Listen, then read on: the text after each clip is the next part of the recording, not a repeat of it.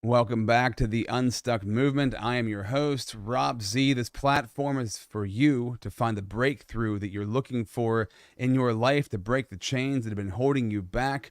We get stuck at different places in our life, and I love to bring guests on here who can talk about how they got through those big breakthroughs to help you have it happen for yourself. I got to thank the sponsor of this podcast, the Connected Leaders Academy, for making this thing possible. Jose Escobar runs the CLA. It's been crucial for me to be in the CLA. I've met so many amazing people, amazing connections that have helped me to have great breakthroughs and to get unstuck in my life. And I want you to have that happen for you. So check out the Connected Leaders Academy in the show notes for this episode. Today, we are bringing on the incredible Paige Royal, the Mind Alchemist. She's a certified master coach and trainer with a background as a former corporate securities paralegal. Paige overcame financial fears and weight challenges to now help others break free from unconscious limitations and redesign their minds for personal, financial, and business success on their terms. Paige, thank you so much for being a part of the Unstuck movement. Thank you for having me, Rob. Very cool to have you here. You're coming live from Costa Rica, enjoying that beautiful weather while I'm in Pennsylvania in the snow. I love to launch these episodes with a question. We ask great questions in life, we get better answers. We get better answers, we have bigger breakthroughs. The question I want to ask you is a big question. We're going to break it down today. Mm-hmm. How can you master major life moves, and how have you mastered major life moves for yourself? And what does that mean for your Unstuck story? Yeah. So for me, I just like to revert back to one time in my life where I was in what I call my pressure cooker years. And I was in there for about, 4 years, possibly 6. There was a bit of a lead up to it where I noticed, just everything in my life was in flux. It was my relationship. It was my career, because I desperately wanted to create a business of my own. And I was working full time, commuting 3 hours a day. And then I lost part of the sight in my eye for no apparent reason. So I decided that, I had no idea what I was doing. I hadn't seen a coach yet or any time, like at this point. But I just was like, okay, I am not really set up financially for this, but I can't do this anymore. So I quit my job. I went all in on my business that I pretty much knew at the time wasn't sustainable for the lifestyle that I had at that time. And about a year into that, I ended up having to sell everything that I own and sold my condo, sold everything, because I could not keep it up with what I was doing. And I bought a van and a teardrop trailer, and I took off to the United States and lived out of it for about 6 months. Enjoyed some summer in Arizona while we were in the winter up in Canada. And yeah, that was the start. My best friend messaged me. I was on the road because I would drive for about 8 or 10 hours a day to get to where I was going by myself. I had never towed anything in my life before. And she said, hey, can you be in Phoenix on December 8th, I think it was? And I said, yep. She's like, you need to go to this seminar. So I went to this 4-day seminar and had my mind completely blown on how powerful our minds are. And that really was the beginning of the journey of getting unstuck for me. When I realized how powerful I was and how I was communicating with myself, or, all the mental noise that was going on up here, all those kinds of things. And so that started it. And I would say within a year and a half, that's when I did this training again. I took it to the next level and did the master practitioner training. And I got to experience what it was to have a breakthrough, which was essentially a 2-day intensive. Well, I've turned it into a 2-day intensive, but it was in one day there. And my first breakthrough was on, I just want to make money doing something that I love, which was true because I was working as a corporate securities paralegal. It was soul sucking and just wasn't aligned for me, right? And I knew that I was meant to do something more here. And I just didn't know what it was. And so through this process, I did my breakthrough, and I used to have these warts on my fingers. I had one on this, I got rid of all of them except for one on this finger and one on this finger, the middle finger. And after that breakthrough, the next morning, my wart was completely gone, flat as a pancake.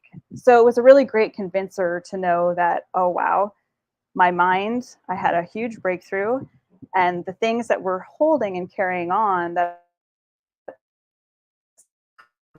us and keeping us stuck from moving forward can actually manifest into if we release the block that's there, the evidence of that block is now gone. My mind was blown, and I was like, I can't not do this for other people. This was so profound. And so then that started me into what it is that I do now. Then after that, I obviously did another breakthrough on relationship, another breakthrough on family, and my breakthrough on relationship ended my relationship, which I knew, but I just didn't have the confidence to end the relationship. There was a lot of codependency there and all that kind of stuff. So then I did family because I didn't have a relationship with my father for 10 years, my mother for 2 years.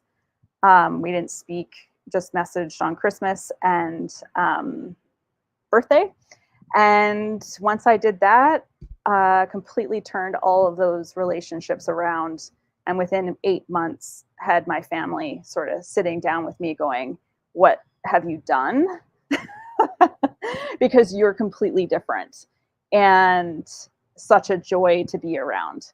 So yeah, they were pretty impactful, incredible breakthroughs that I had, that for me, there was just no way that I could not help other people create the results that I created for my own self.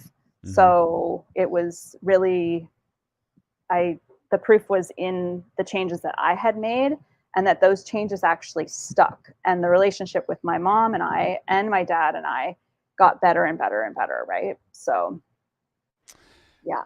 Let's go back to even before you went and went through any of these breakthrough sessions. I'm curious about what made you decide to pack up everything, to leave the job, to drive from Canada to Arizona when you'd never done something like that before, because that was before you had any breakthrough seminars and trainings or anything like that. That was like the first one, right? Stepping outside. And I think we all have this moment. I know I certainly did, where it was like, you know what? It's like the Russell or what's his name? Branson. Russell Branson. Yeah. Russell Branson. Thank you. Screw it. Let's do it. It was like at this point of like, screw it. I'm just going to do it. Like, I can't wait anymore. I'm so done with all of this. I need to just do something. What was that for you? Because I think when we go back to people finding breakthrough, there's a moment where you're like, you know what, just screw it. I've heard enough. I've done enough. Like, I need to just, or I've heard enough. I've thought about it enough. I've debated. Now it's time. What happened for you there that made you do that? I think for me, that was the third time I've done something like that. So I had done it before, but it was still scary because I was selling everything that I owned. I just got to a point where I needed some fun and adventure in my life. And even though I was terrified, I knew that I wasn't having fun and I wasn't being adventurous. And I know that that's really important. It's really high up in my values, whether it's in relationships, business, health, whatever. There needs to be fun and adventure incorporated in that. And I knew I wasn't having any. I was miserable, and I needed something to change. And for me, when something happens like that, I go big. I've done it before, twice before that. And, but yeah, it's just sort of like it's like a state change. And when I did that, I had this business for a while by that point. That was in 2017. I did that. I had my business operating from 2013. And when I did that, I grew my business, like I tripled my revenue that winter. And that was evidence to me that I was living more aligned with who I am in that moment. So it was, it's like living and learning through these experiences. And when did I have like the most success and the most fun in my life? And it was when I did things on my own terms, despite what people thought I was crazy. Every single time I've done it, people have thought I'm crazy. Even coming down here this time, people are just like, what are you doing? That's a good sign, right?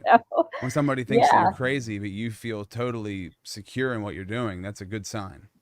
Like I was still nervous, nervous about the unknown and uncertainties and everything like that, but not enough of that to hold me back from doing it.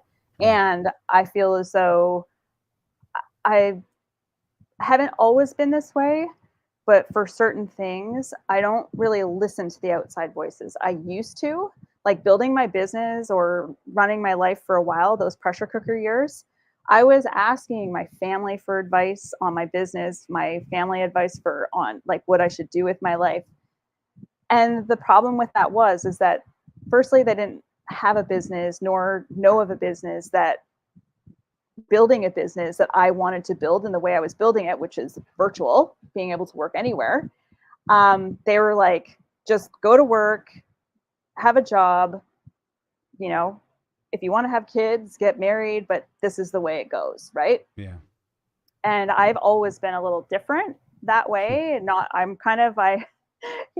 Eventually we'll launch a podcast myself called Screw the Rules, but it's like in a very empowering way, right? It's like, I think we get inundated with like, I should do this way, or so-and-so thinks that I should do this way. I think sometimes we ask the wrong people the right questions. Like we're still asking the right questions sometimes. We're asking the wrong people. Like you want to find the person who's done what it is that you're aspiring to do and ask those people how they did it, right? Versus your family. Because if someone hasn't done what you're looking to do, they can project their fears onto someone, right? And then it just gets someone into that stuck, paralyzed state where they're not moving at all, right? Which we've both seen.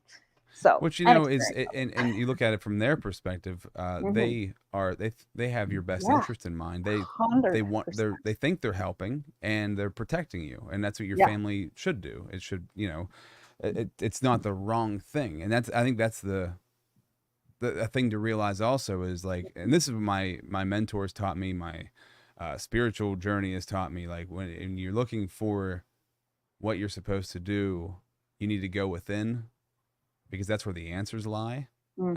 And just from my own Christian journey of like praying and making sure that I have the right answer, and I don't need to ask anybody else what that answer is, right? I just need to pray about it and ask God what it is. And this is what's worked for me, is like I just had this happen last night where I know there's a breakthrough coming. Like I know for a fact, it's not a question of like, oh, are things going to turn around like in certain areas? I recently just got remarried, rebuilding our finances, and I was in some debt and all kinds of different things, right? I know there's a breakthrough coming. Like I don't have a question about it. It's not like, oh man, I really hope it happens. Like, no, I know it's going to happen. Now I got to stay the path. I got to do the work, but I know it's coming. And it's there. So when you can know that and you can feel that, then it's like, I don't need to go search other people and try to get their opinions. Now, sometimes, of course, you do, and you make sure you ask the right people. But when you know, and it sounded like for you, doing the things that you did, you knew that you knew, and so you didn't need to know what anybody else thought about it. You were going to do it. And I think when I was asking people, like outside of my own self, right? The reason that I was doing that was because I didn't fully trust myself. And I didn't want to be responsible for those big life decisions myself.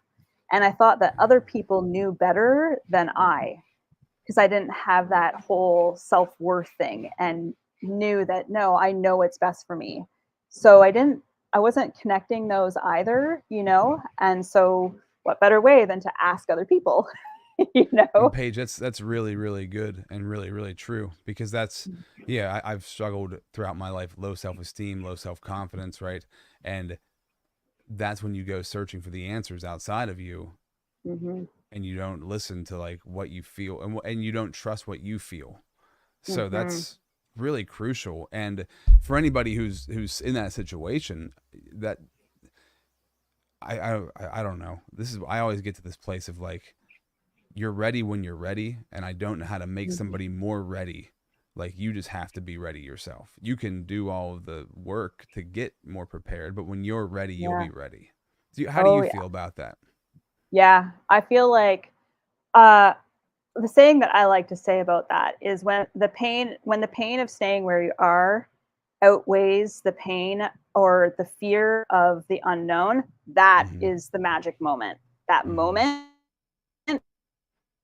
when you're like, I can't do this anymore this way. And that's when a switch flicks, or however you want to say it.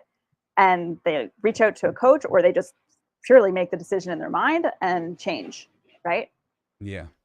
And you might not Yeah. know what the change is right then. I had this happen to me. I used to work 20 years in radio broadcasting, and whenever we'd work in radio, we'd record commercials, right? So when you had to end date a commercial, if it was like an ever long commercial that would run forever, you'd end date at 12/31/37. And at the end of like 2037, when that happens, they have to get a new system, because that's as far as the end date will go. And I thought to myself, dear God, if I'm still here in 2037, I'm going, like, I can't even fathom how I'm going to feel.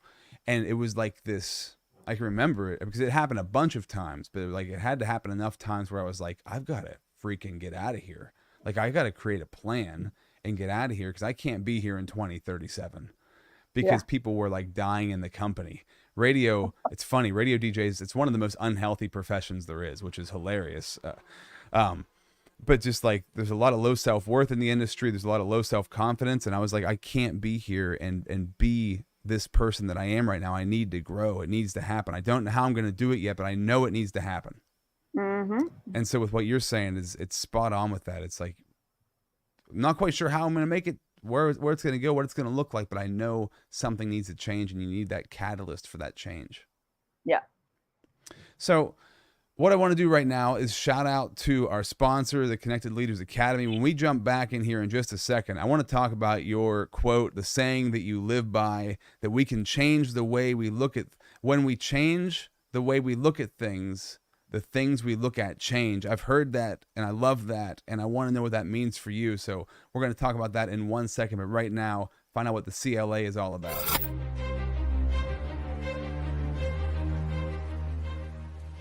Hi, my name is Jose Escobar, and I'm the founder and CEO of the Connected Leaders Academy.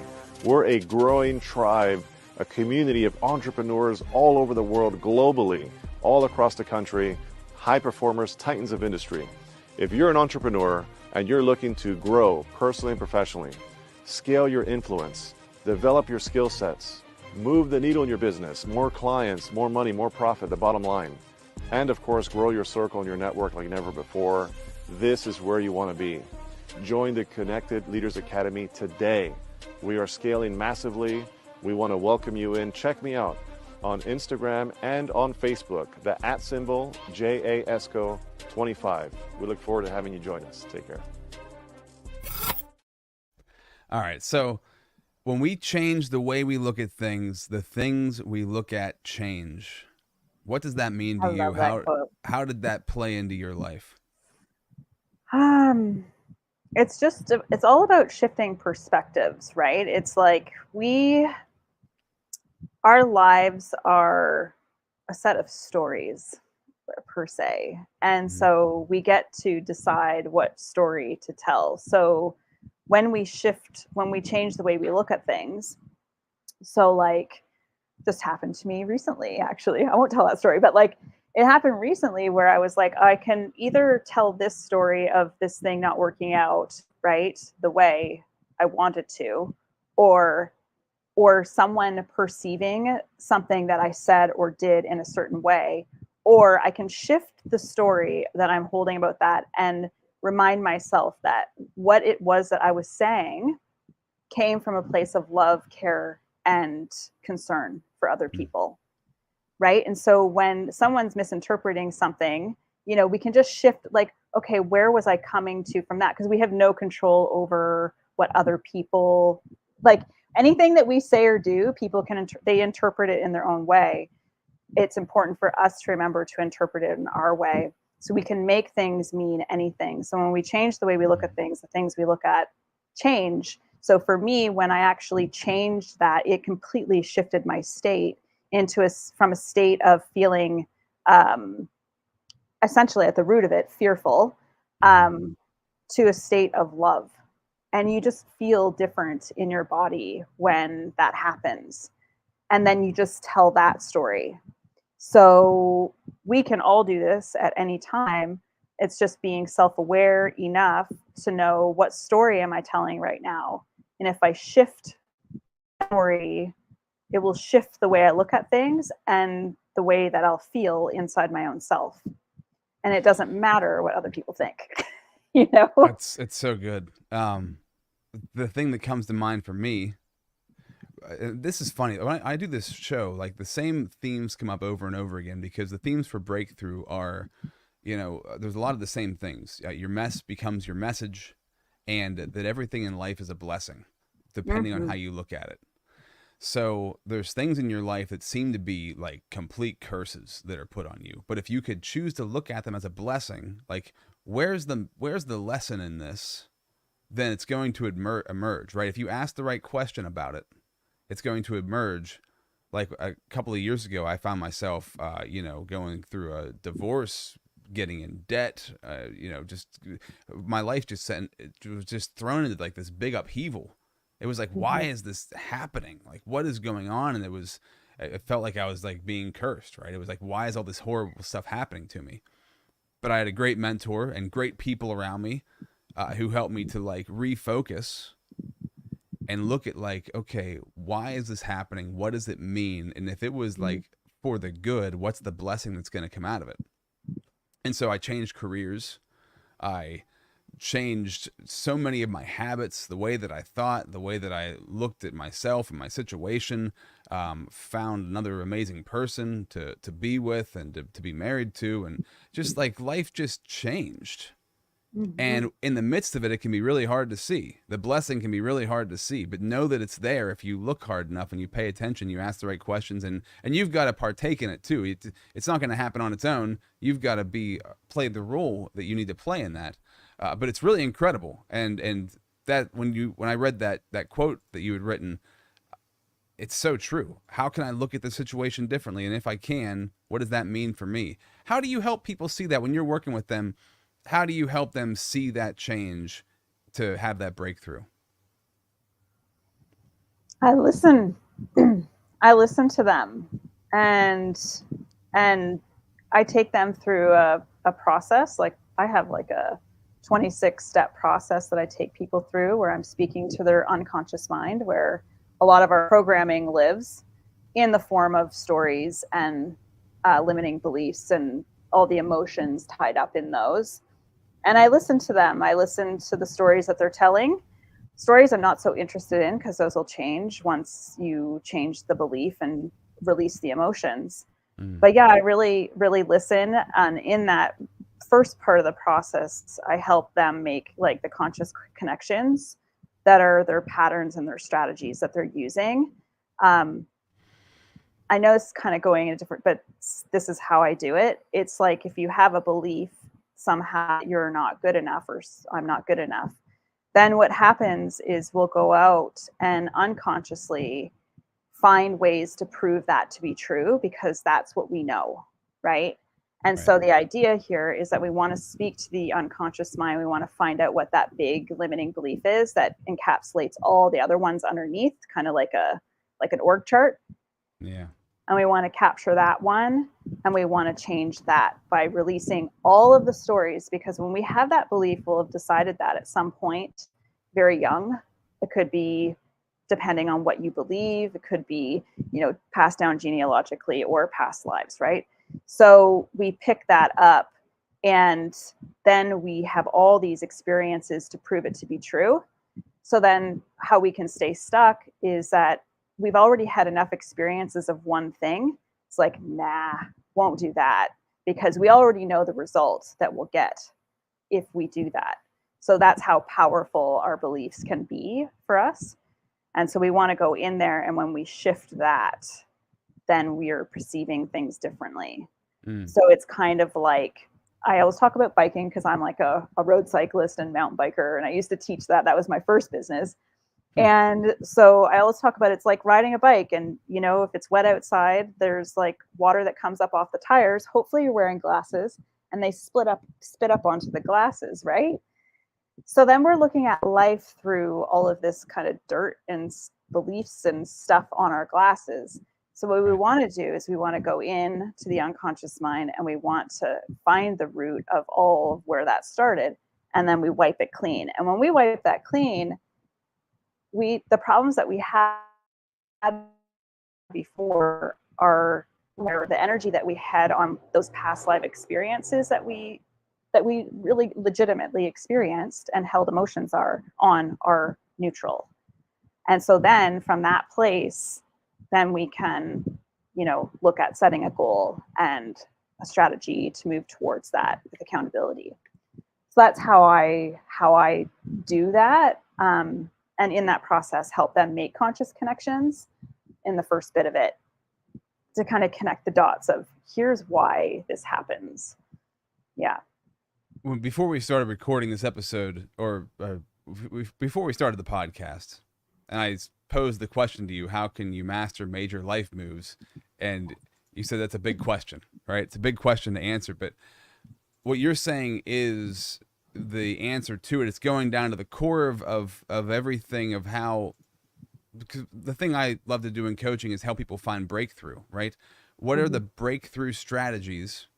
If you get the strategies down, then you can have breakthroughs in every area of your life and find growth in every area of your life. But you have to know what the breakthrough strategies are. And one of those is to reframe how you look at things in your life at a core level. Because like you said, if you have a feeling of worthlessness, then everything you're going to go after, you're going to feel not worthy of that thing, right? So to have these major, to master major life moves, and to coast through life, well, maybe not coast, but to go through life confidently, walking into change, because change is the hardest. Change is the only guarantee in life, and it's also the hardest thing for people in life, is to handle and deal with change.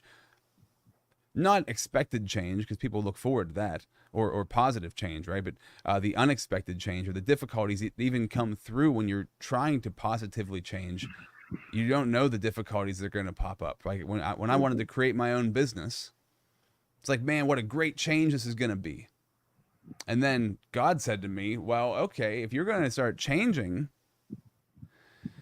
your business, you're going to have to also change yourself. So now all the personal stuff that you haven't dealt with, you're going to have to deal with if you want to get to where you want to go.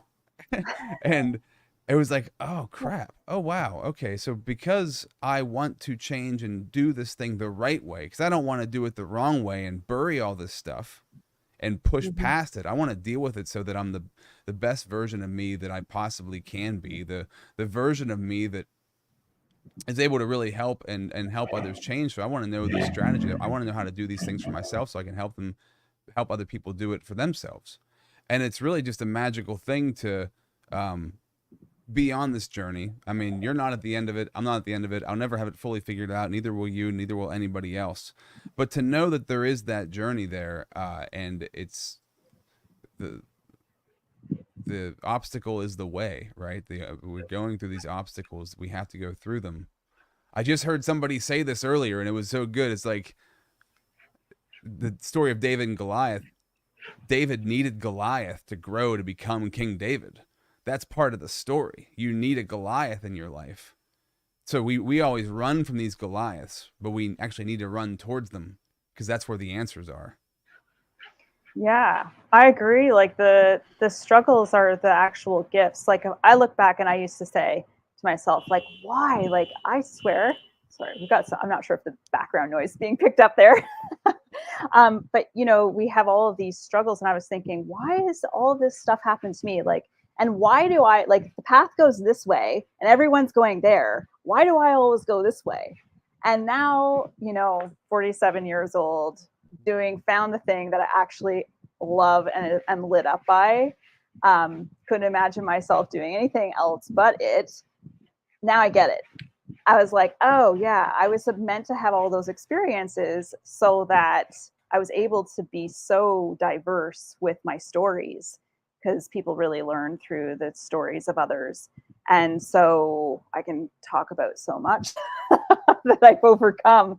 And that's why, right? Some of us, that's why. And some of these big adversities or obstacles, whatever you want to call it, they're there to set, you might not be on the path that you're meant to be on, and they're there to divert.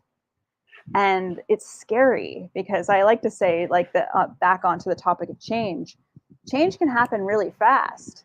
It's the lead up to deciding to change that can not always, but like can take a while, right? Yeah. Because it's scary. Like, who am I? An past version of you will die, right? That old version of you, a new one is born.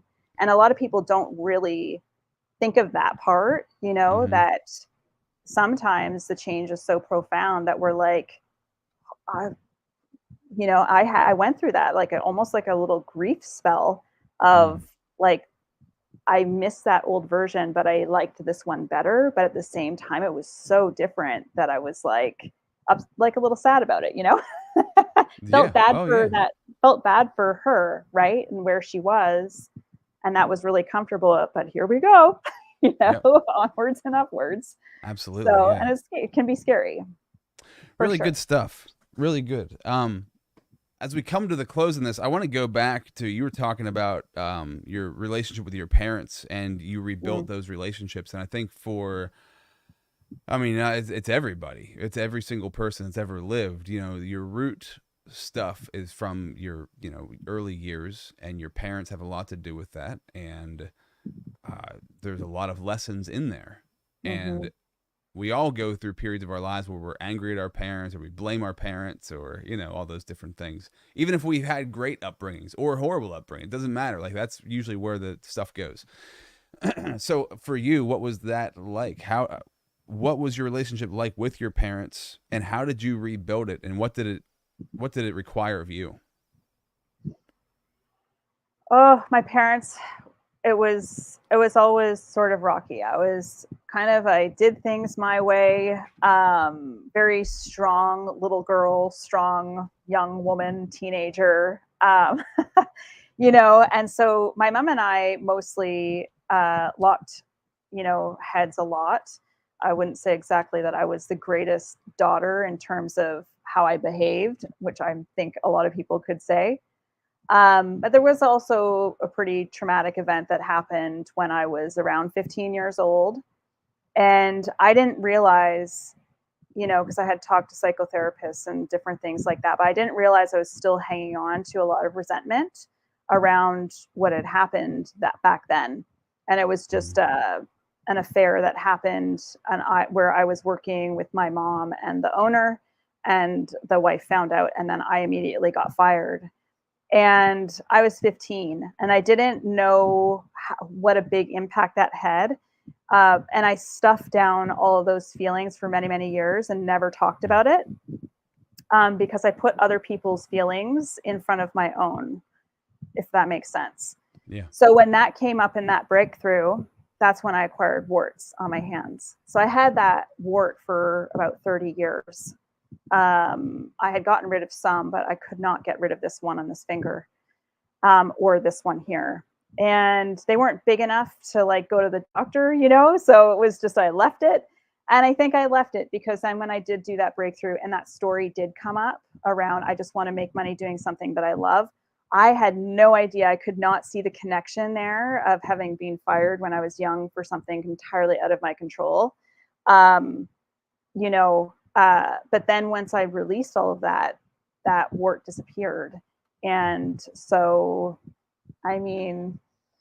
it's pretty phenomenal what happens when you do that. So now, as a result of that, when I came back, I was, they were tumultuous relationships. So I was a little bit concerned. Like, I was like, okay, I'm just going to take it a step at a time with my mom, especially.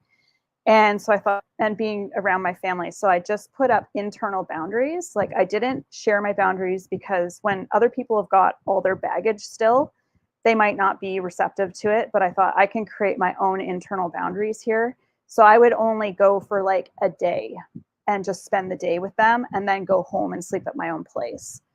And then I was like, okay, this is going really well. And so then I would stay overnight and then leave by 11 o'clock the next day. Like, these were actual boundaries that I had. And then I felt really good with that. And then it just kind of kept going and going, like, for family, because we always get together for family occasions and stuff. We're big family people. And then about 8 months in, that's when I never said anything. And I was not reacting to things that were going on in the family anymore. I was just sort of, I had no baggage in those rooms around family anymore. So it was like, just kind of rolled off me. And my mom just kept looking at me and sizing me up. And then finally it was Easter. I think I had done that breakthrough in September of 2019. And by Easter 2020, she sat down on the couch and started crying and said, I'm just so proud of you, which was the only thing that I ever wanted to hear growing up. Interesting. And I didn't even have to tell her to say it. She just said it, and then it just kind of grew from there. So I'll go and spend a weekend at my mom's and we'll hang out. And no one has done any work on themselves. None of my family have, but they have watched me and they've kind of listened to me because there's a bit more respect there in terms of how the mind works and all of that kind of stuff. And so my mom, I feel like, has made her own shifts through, it's kind of like when we do the work, we're not just healing our own selves, we're actually healing those around us by being different. And so we become sort of like this model for people. And then they're looking at what you're doing and how you're reacting or not reacting and responding to things. And then they start to model that or ask questions, and so now I love my relationship with my mom. My dad, it's just, we didn't have a relationship for a really long time. We didn't speak for 10 years, but we didn't have a relationship for about 20. But now I'm able to go up. I grew up on a farm, so I'm able to go up to the farm and usually go with my brother and we'll have dinner or something like that. But it's very, that's all it is. There's, and we'll do that a few times, 3 or 4 times a year, but certainly much better than, and I don't feel any sort of animosity there or anything. And it's just a much better, relationship where I don't feel that hurt or resentment towards him. It just was what it was, and parents, they're all just trying to do the best that they can with what they know. Everyone's learning, just because you're a parent doesn't make you like a total rock star. And not that you aren't, because when you're a parent, I think you are a rock star because you're parenting, which is one of the most challenging jobs in the world, these little emotional humans. But it's just realizing that, my parents were doing the best that they could with what they knew with what they had, with what they knew, with their emotional intelligence, with all the baggage that they grew up with, all the beliefs they had, and so it really helped me be like, oh yeah, I have them up on this pedestal and they're just like me, right? Trying to figure life out. Right. Yeah. So yeah, it's really good insight. And yeah, as you change internally, the world around you changes, and it's really interesting to see. It's really, really interesting to see that as you grow and improve, people grow away from you and people grow towards you. And it's really cool to see the healing that can happen in other people. I had heard that so many times, but when it started to happen to me, I was like, oh, this is so neat how this is happening, because I'm showing up differently. Other people are now different. It's beautiful. It's really a very beautiful thing. And it's like, wow, I really do have such an impact on people's lives that I didn't realize that I had. And just because if I can show up differently, they don't, and like you said, they don't have to be doing any work at all, but because of how I am. And it's not like I'm not building myself. It's because of, so I give it, just as a Christian, I give my credit to God. God helped me to grow. He helped me to grow and change and to become the version that I am now, because I just going from one level of glory to another. And as I do that, it's almost an effortless thing that my situation gets better, the people around me get better, better people come into my life, and the people that I had problems with before, like parents, like you said, my relationship with them is better. And it's like really healthy. And it's like, holy cow, like what a weight lifted. I didn't have to change anybody, because we're always trying to change people. Yeah, I didn't have to change. I didn't have to it's change them. anybody. It's you. It's so cool. So Yeah. really good stuff, Paige. Thank you. Thank you for sharing all of that. This is really, really great. How can people get a hold of you if they want to contact you? Yeah, I'm, if you're on Instagram, I'm on Instagram at Paige Royal Coaching. You see my name there, just add a coaching to the end of it. And my website is paigeroyalcoaching.com. And I think I'm on LinkedIn as well and on Facebook. You can just send me a friend request. I'm happy to be friends. There's nothing, it's all good here. So cool. And all those details, all those links are in the bio as well. So make sure you go check those out for yourself. I want to thank you so much for being a part of the Unstuck movement. Thank you so much for having me. I love chatting with you, Rob. So it was great. Thanks. Cool.